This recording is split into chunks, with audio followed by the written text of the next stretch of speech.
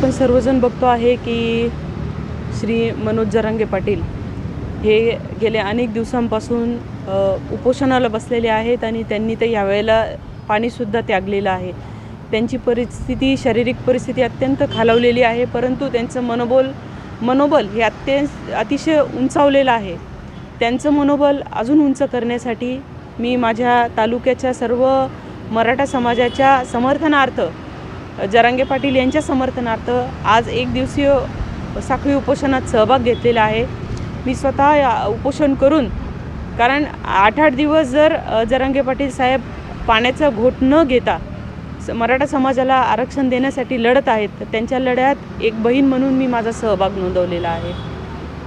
तुम्ही सत्ताधारी गटातले आमदार आहात, हा जो प्रश्न आहे तुम्ही शासन दरबारी कशा पद्धतीने मांडणार आहात? मी आज खरं तर मुंबईला असले पाहिजे होते, कारण माझं ऑर्लिल नियोजित होतं, परंतु मी राज्यपाल महोदयांची वेळ मागितलेली आहे काही निवेदन देण्यासाठी। मराठा आरक्षण प्रश्नाचे संदर्भात माझ्याकडे पत्रसुद्धा तयार आहेत। तर हे सर्व मला अजून राज्यपाल महोदयांची वेळ मिळाली नाही आहे। अजितदादांची तब्येत खरोखर, त्यांना डेंग्यूची लागण झाल्यामुळे खरोखर तब्येत खराब आहे। आज कॅबिनेट होती, परंतु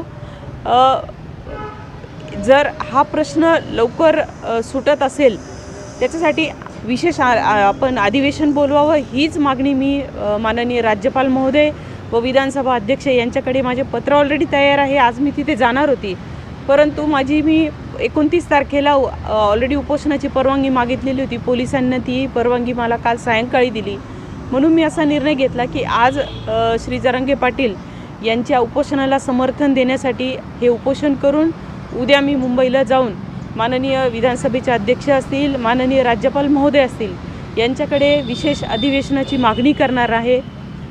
मी बघते आहे की अनेक लोकप्रतिनिधींनी राजीनामे देण्याचं सत्र सुरू केलेलं आहे।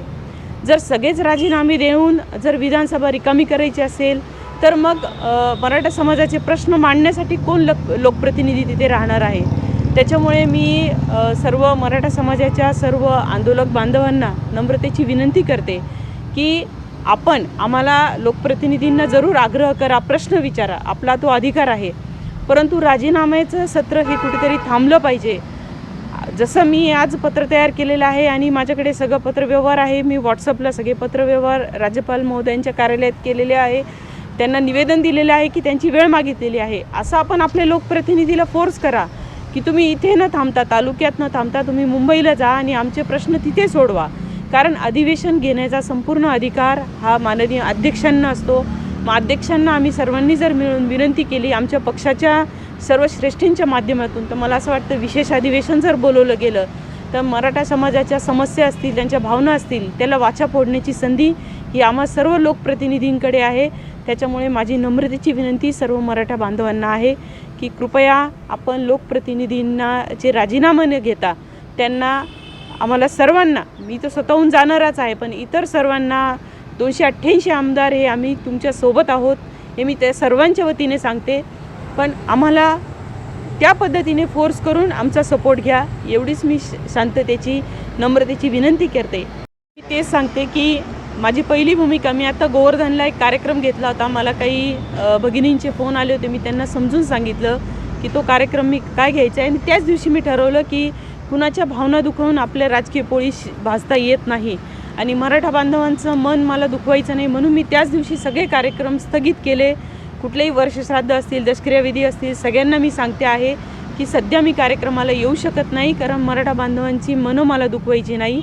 परंतु मला मराठा बांधवांना एक विनंती करायची आहे की आम्हाला उलट बोलवा, समस्या आपण सर्वांच्या माध्यमातून, आपण शेवटी तालुका म्हणून एक आहोत, मी तुमची प्रतिनिधी म्हणून ह्या तालुक्याचं पालकत्व माझ्याकडे आहे, त्याच्यामुळे आपली पालक म्हणून, आपली प्रतिनिधी म्हणून, आपली बहीण म्हणून सदैव आपल्या पाठीशी आहे।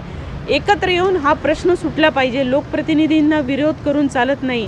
मी तुम्हाला परत एकदा सांगते की शेवटी विरोध तुम्ही करा, पण कशा प्रकारे की आम्हाला हे पाहिजे याच्यासाठी आम्हाला प्रश्न तुम्ही विचारतात। अनेक फोन मला आमच्या बांधवांचे येत आहेत, युवकांचे येत आहेत की तुम्ही आमच्यासाठी काय केलं।